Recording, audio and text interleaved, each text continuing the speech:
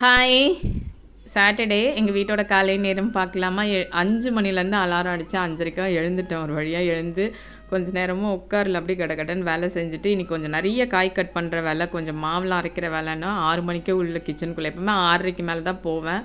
ஏன்னா, இன்னைக்கு பால் பணியாரம் ஸ்நாக்ஸ் பாக்ஸ்க்கு இன்னைக்கு ஸ்கூல் லீவுனாலும் எப்படி ஆயிடுச்சுன்னா, ஸ்நாக்ஸுக்கு இன்னைக்கு என்ன? ஏன்னா டெய்லியும் செய்றதால இன்னைக்கு ஸ்நாக்ஸ்க்கு என்னன்ற மாரி இன்னைக்கு பால் பணியாரம். அதனால மாவுலாம் அரைக்கணும்னு எல்லாம் 7 மணிக்குள்ளே இதெல்லாம் பண்ணி வச்சுட்டேன். காய் கட் பண்ணுறது, இந்த மாவு அரைக்கிறது, தேங்காய் பால்லாம் எடுத்து வச்சுட்டேன். அதுக்கப்புறம் 7:30 மணிக்கு மேலே தான் சமைக்க ஆரம்பித்தேன்.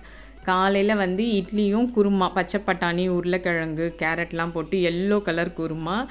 மதியத்துக்கு வந்து ஃப்ரைட் ரைஸ். ஏன்னா காய்கறிலாம் நிறைய கேப்சிகம்லாம் இருந்ததால் நிறைய முட்டை, காயெலாம் போட்டு சூப்பராக ஃப்ரைட் ரைஸ் பண்ணியிருந்தேன். கொஞ்சமாக சோயா சாஸ், நல்லா மிளகு காரம் மட்டும் இருக்க மாதிரி பால் பணியாரம். என்ன செய்கிறது? ஏன்னா தேங்காய் பால் இந்த வாரம் வந்து தனியாவே குடுக்கல. எப்பவுமே ஆப்பம், இடியாப்பம்னு செய்வேன். இந்த வாரம் எதுவுமே செய்யல. சாப்பாடுல மட்டும் குடுத்த மாரி இருந்துச்சு.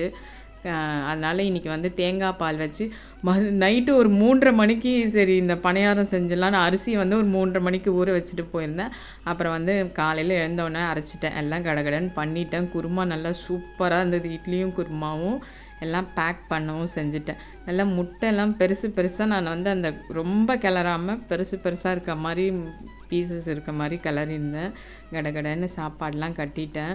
இந்த பால் பணியாரம் அதில் ஊறி அது சாப்பிடும்போது நான் கொஞ்சம் தனியாக அந்த போண்டா எடுத்து வச்சுருவேன். ஏன்னா அப்புறமா போட்டு சாப்பிட்டோம்னா க்ரன்ச்சியாக சூப்பராக இருக்கும். அதுக்கப்புறம் ஆரஞ்சு ஜூஸ் இன்றைக்கி. எங்களுக்கு பீட்ரூட் ஜூஸ். பாய். இன்னொரு வீடியோவில் பார்க்குறேன்.